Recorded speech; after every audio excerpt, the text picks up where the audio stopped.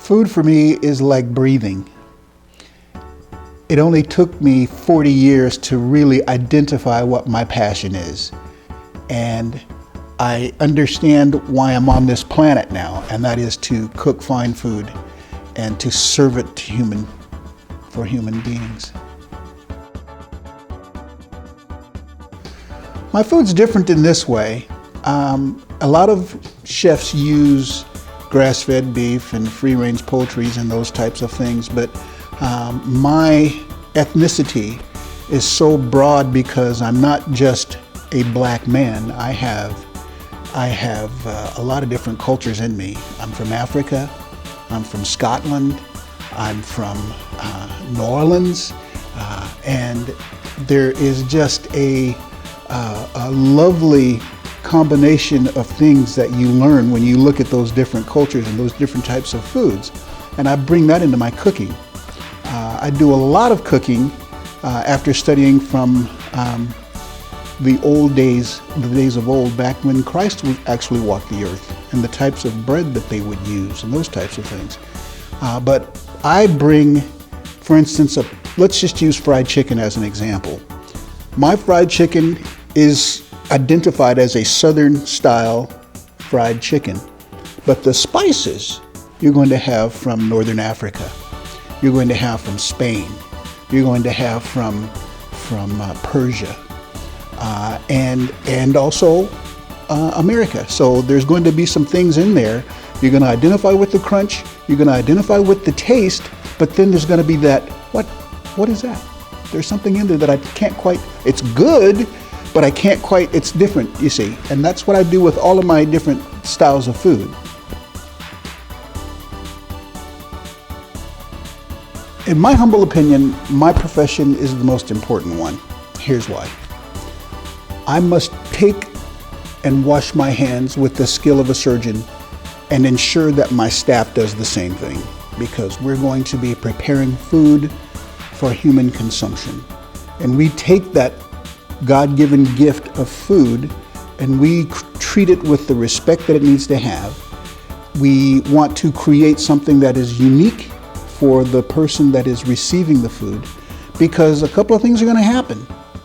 They're going to smell it, they're going to see it, and hopefully they taste it and love it, and when they do, we get instant gratification from it. But we're feeding mankind, so it's important that we treat everything with the utmost care, the utmost integrity and preparation, and serve it, because that is what I'm here to do. That's what I'm on this earth to do, is to give you and people like you the pleasure of eating a fine meal. And it's a joy for me to do that. The reason I think we're getting high reviews is because of the consistency in our approach to what we do, whether it be a cuisine style in the area of Italy or Spain or American Bistro, French Creole, which is our niche product, if you will. We still create it with the same attitude. The finest ingredients, the finest people with the most talent to prepare those dishes, and then the preparation of plating it, which is an open, canvas, if you will, or a blank canvas, if you will, and then to present that with the care that you have for that individual. The love just shows in the food. I mean, we have many people that have actually gone online and said, we feel your love, we've tasted your love. So it's something that can't be faked. Either you have it or you don't. There are a lot of great cooks out there, and they are great cooks. The difference between them and me is we do it on a consistent basis, hands down. I don't make a bad meal because I refuse to make a bad meal. If something isn't right, my staff knows it goes away, and we start from scratch. We start over again. We never show a bad meal. You have to realize, and my staff does this, we want everybody to have longevity. We want you to be on this earth as long as you can possibly be. We do. But if this day is your last day that God has for you, I want you to have the best darn meal you can possibly have. And we do that hands down. That attitude, we do that with every meal, whether it's peanut butter and jelly or Chateaubriand. We want that meal to be the best meal they've ever had. I actually had a lady, we've done an event for 15 years now. We service the seniors. We do a high-end meal for them, and it's gratis, and it's non-denominational.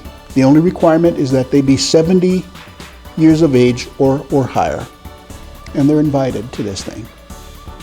And they come. There was one lady who told a friend of mine who was the leader of the men's group, she was in the hospital at the time, and she said, I want the Lord to keep me on this earth so that I can taste Chef James' food one more time. When he told me that, I gotta tell you, I got teary-eyed over it, just simply because this lady was so moved that she had to tell Trevor, I want to stay around for one more senior brunch so I can just see Chef James and taste his food one more time. People got to feel the love, and you can't fake that. Either you do it or you don't, you know. And I got to tell you, that was probably the most rewarding compliment that I ever got